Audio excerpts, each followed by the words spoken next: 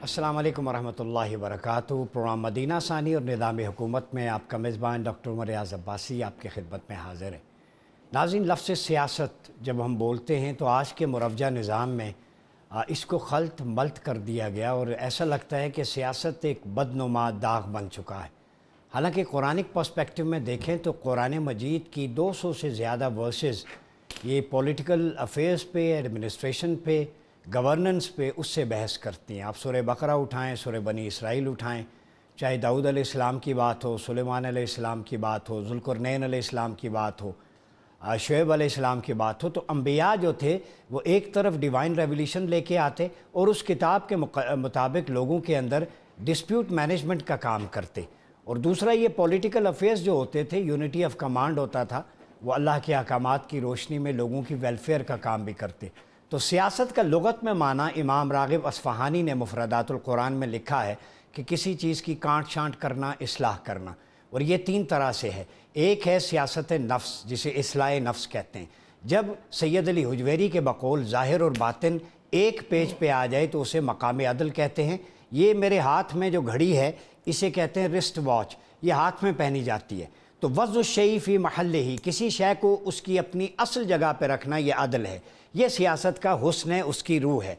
वज़्न शै फ़ी गैर महल्लिही, ये जुल्म है, किसी शय को उसकी अपनी असल जगह से हटा देना, ये जुल्म होता है। ये रिस्ट वॉच पाँव में नहीं पहनी जाती। दूसरी सियासत की किस्म है तदबीर मंजिल, कि घर का हेड जो फैमिली अफेयर्स है उनका निगहबान होता है और वो सारी फाइनेंशियल रिसोर्सेज मैनेज करता है अपने फैमिली लाइफ के हवाले से। तीसरा है सियासत मदन, माशरे की सियासत जिसका ताल्लुक़ हुकूमत से है, पॉलिटिक्स से है, गवर्नेंस से है। इस पे कुरान की आयत भी हैं, आप सल्लल्लाहु अलैहि वसल्लम की हदीस है बुखारी शरीफ में, हुजूर ने फरमाया कि बनी इसराइल के अंबिया सियासत भी करते थे।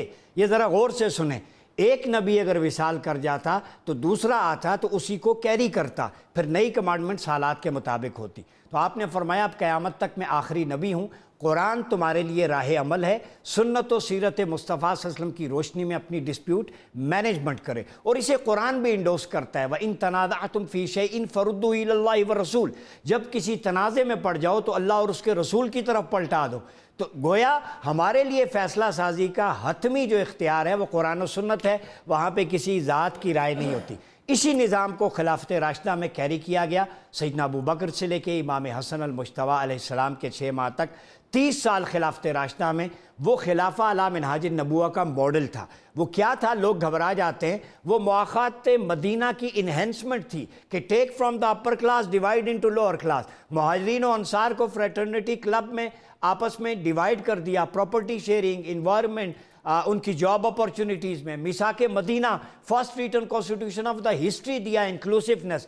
तो क्या वजह है कि खुतबा हुज्जतुल विदा का ह्यूमन राइट्स हमारे पास मौजूद, मुआख़ात हमारे पास मौजूद, मिसाक हमारे पास मौजूद, खिलाफत राशिदा के 30 साल हमारे पास मौजूद, जहाँ आम आदमी और खलीफा के म्यारे ज़िंदगी में कोई फ़र्क नहीं होता, स्टेटस को का कोई तसव्वुर नहीं होता था। तो क्या वजह है कि ये बातें किताबों तक हैं? हम अपने मुल्क पाकिस्तान में जो मदीना सानी है, कलमा तैयबा की बुनियाद पे कायम हुआ है, वो सियासी निज़ाम जो कुरान का है, सुन्नत का है, खिलाफत का है, वो कब राइज कर पाएंगे? और बैड गवर्नेंस से और ये स्टेटस को से कब जान छूटेगी, ताकि हम वो चीज़ें जो किताबों के अंदर हैं उसको प्रैक्टिकली मुआशरे में नाफिज कर सकें।